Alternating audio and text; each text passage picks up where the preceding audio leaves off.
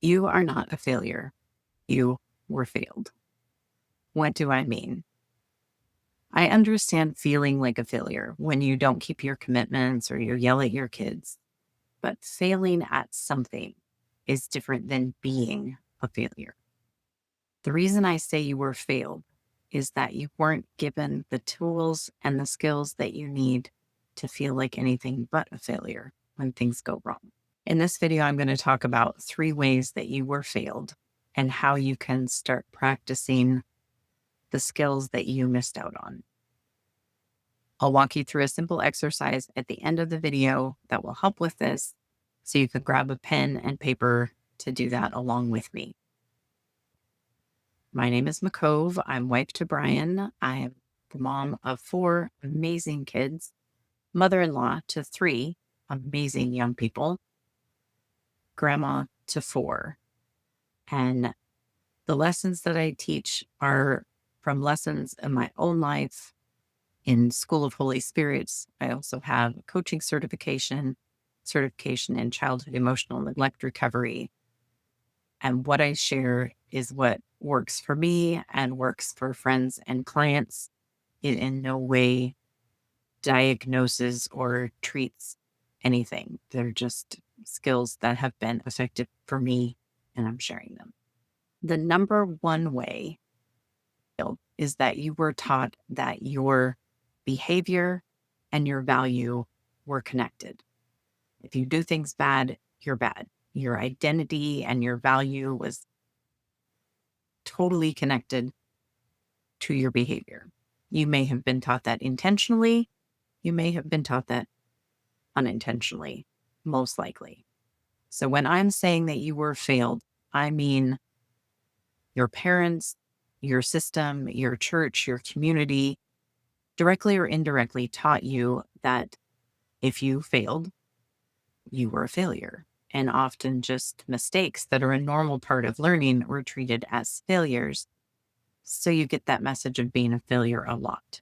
And when I'm saying that your community failed you, I'm not saying blame them, point fingers, be like, yeah, it's all your fault. That isn't helpful to anyone. It's just making an observation, becoming aware of, oh, I was failed in this area because I was taught that my behavior was completely attached to my worth and my value. And that's not true. So how were you taught that your worth and your identity and your value were all tied together and they were all the same thing? It might have been from words that were spoken to you about being bad versus making a bad choice or making, doing a bad behavior, but that you were bad. You may have been taught it by being sent away when you made mistakes or were making bad choices.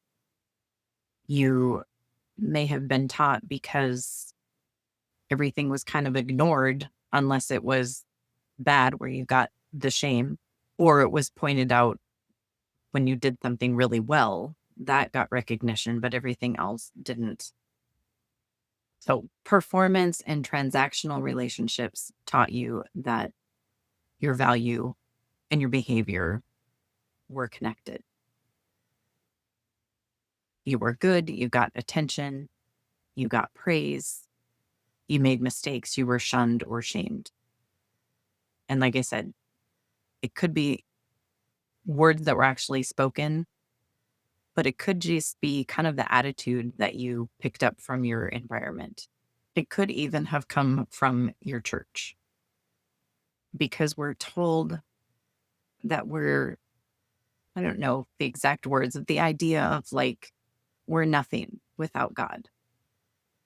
And in one sense, that's true, because if he hadn't created us, we wouldn't exist. If he hadn't created all of the systems and all the things that keep us alive, we would not exist.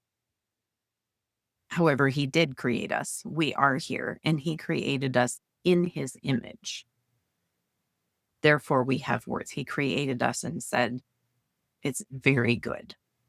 So we're not worthless. We're very good just by existing in his image. And we see this with a baby.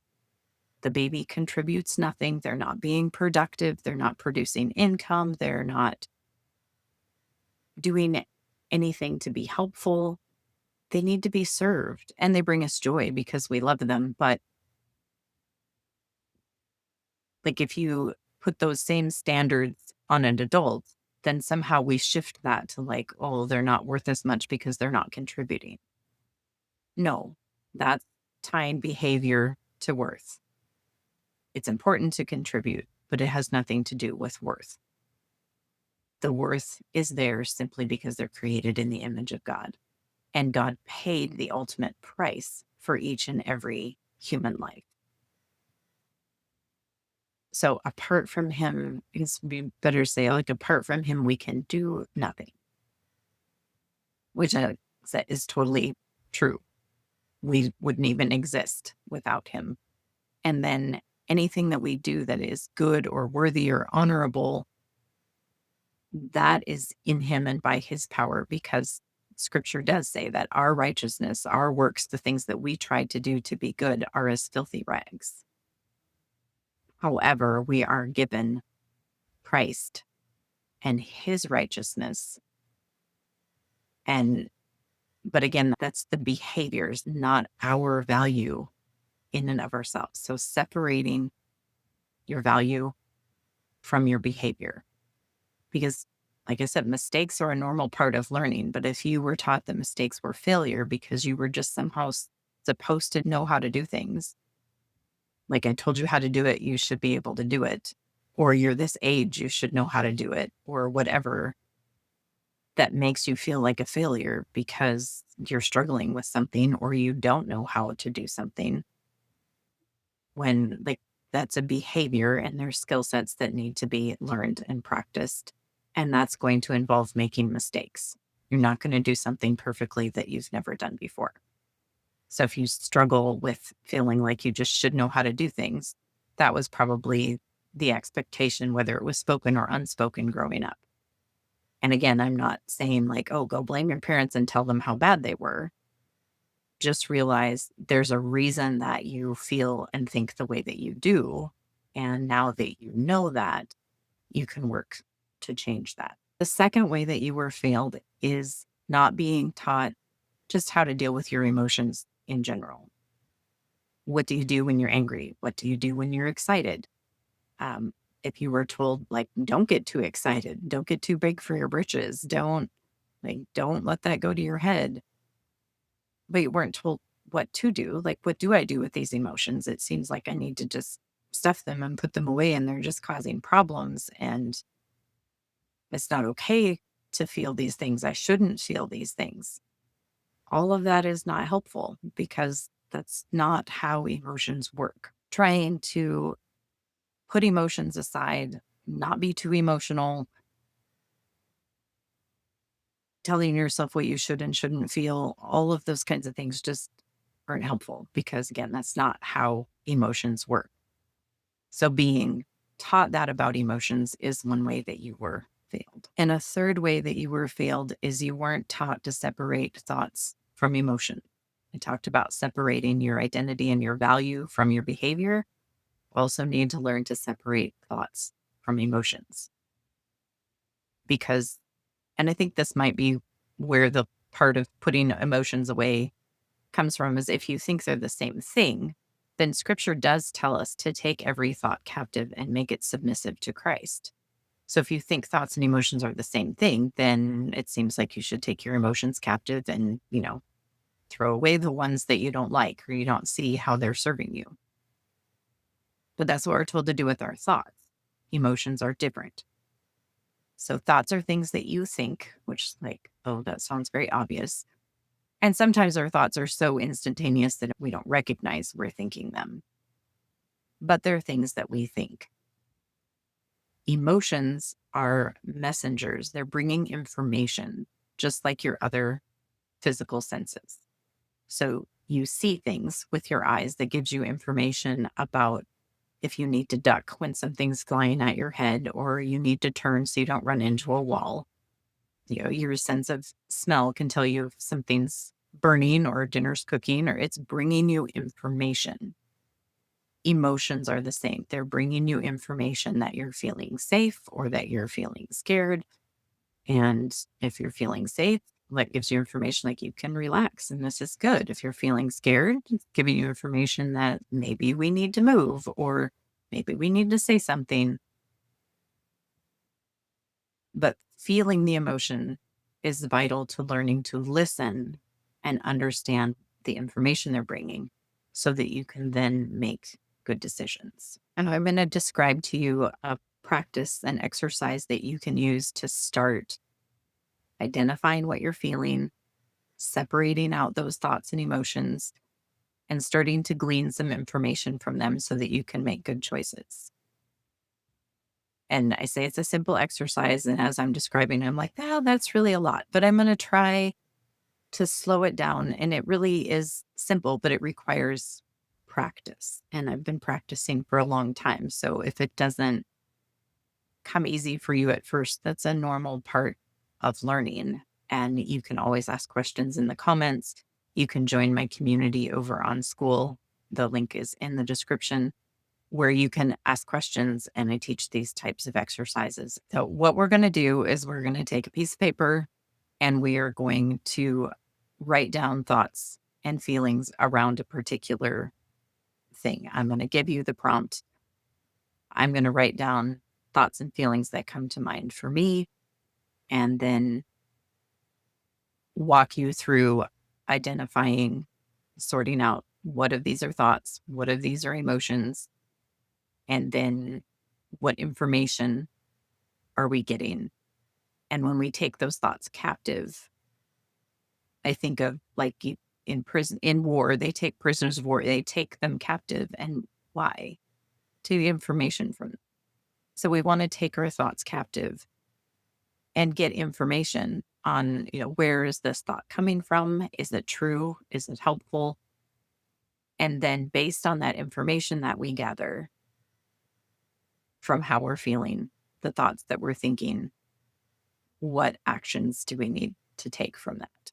And what, if we're identifying a lie, what's the truth to go with that, to counter that? I'm going to switch cameras to my notebook and walk you through this exercise.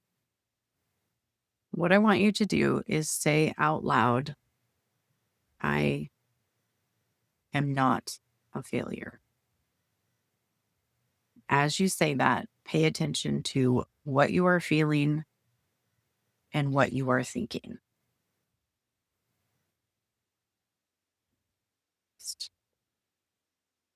You can make bullet lists. You can sort things out as you write. You can sort things out after you write, which is kind of what I recommend when you're just getting started. Just put down on paper whatever is coming to mind for you as you say that statement and what you're feeling in your body when you say that statement. I am not a failure.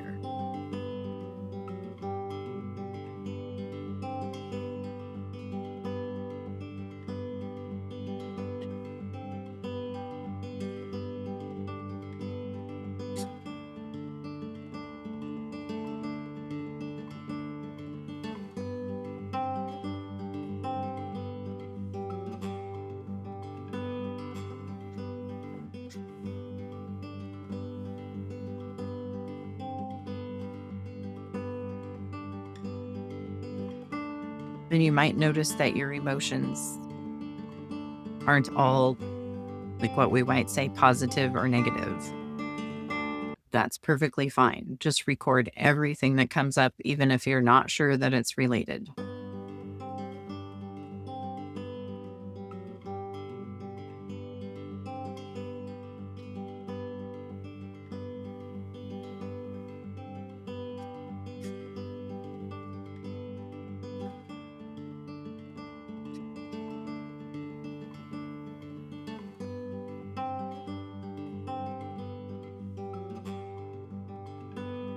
And you can take as long as you need to sit with this. When you're just getting started, if you get 3 of each, 3 emotions, 3 thoughts, you're doing great.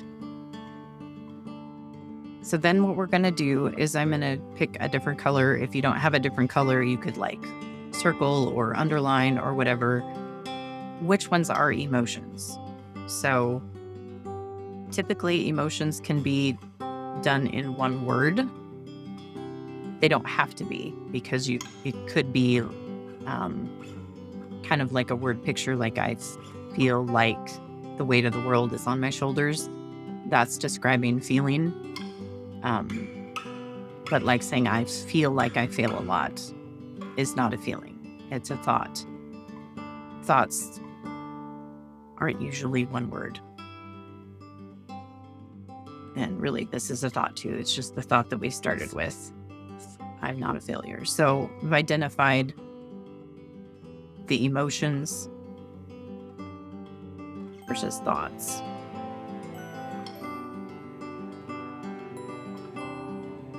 And the emotions just are, we're feeling them. And they could be giving you information like the relief I could attach to the thought that I'm accepted, and gratitude goes to the thought that I'm accepted. The doubt and the guilt kind of goes to this thought of, but I fail a lot. And it's true, I do. I fail a lot. But like we said, I am not a failure because I fail a lot. I can accept that's a truth. I fail a lot, working on that. But no matter how much I fail, I am not a failure. Now we have this other thought over here. Are you sure? So in these thoughts, there's an I. Those are my thoughts directed towards myself. I am accepted. I fail a lot. This has a you. Are you sure? That's not how we talk to ourselves. When you recognize a you statement in your thoughts or on paper, and putting them on paper is a huge help to create literal space between you and your thoughts, or you and your behaviors, if you wrote your behaviors down on the paper.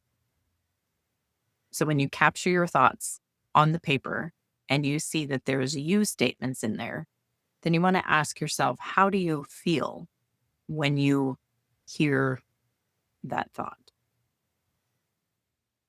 If it's encouraging and hopeful, maybe convicting, but it comes with hope and direction, that is the Lord speaking to you. When it comes with the peace and the encouragement, even if it's convicting.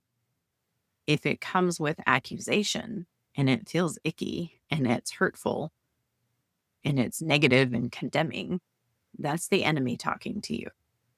And so now that we have that thought captive, we can decide what to do with it. So we look at we've taken these thoughts captive. What do we do with them? And like I said, I fail a lot. That's true. And what I need to do with it is make sure that I'm not turning it into my identity that I'm a failure because I fail a lot. I'm accepted. I have so much gratitude and relief of that. If I was believing a lie that was like, no, I really am a failure, then I would need to sit with that of like, Lord, why do I believe that I'm really a failure? Who taught me that? Maybe I need forgiveness. I think that needs to be a separate video of like what to do if there's a lie that you actually believe. What do you do with the accusation? Are you sure that you're not a failure? I see that that's coming as an accusation, trying to bring condemnation and confusion. So I'm going to reject that. The enemy is the father of lies. So if he's saying something, that's confirmation that it's not true. And being able to reject that of like, yeah, actually, I'm sure that I'm not a failure. If that feels really hard, like, no, like maybe I know in my head it's not true, but it feels really, really true. I think I'll go into that process in another video because that involves seeing why you believe it's true. Like what happened to you? What have been your experiences so that that feels so true, even though you know it's not true? And how do you receive what you need and let go of what you don't need so that that feels less and less true until it's easy to be like, yeah, whatever, that's not true. But I feel like it'd be better in another video because I just want you to see that you can start putting down your thoughts and your feelings on paper and start sorting them out and getting information from them of, oh, I need to spend more time reflecting on mistakes being a normal part of learning, or the worth that I have because I'm created in God's image, or whatever it is. And you can do this with any emotion, any situation. Um, in my heart doodling with Jesus, I teach putting how you feel in a picture because it gives you more space to feel and to listen. And in my workshops, I typically walk you through 3 different heart doodles. We do lots of different things, but typically it's 3 where we kind of look at how you're seeing the situation, how God is seeing the situation, and what's going to shift. Let me know if you try this out, if you have breakthrough, if you have questions. You can always join us over in the Healing Generations community, as well as just leaving comments below. I will respond to every sincere comment, and I would appreciate you subscribing and sharing with your friends. I'll see you next time.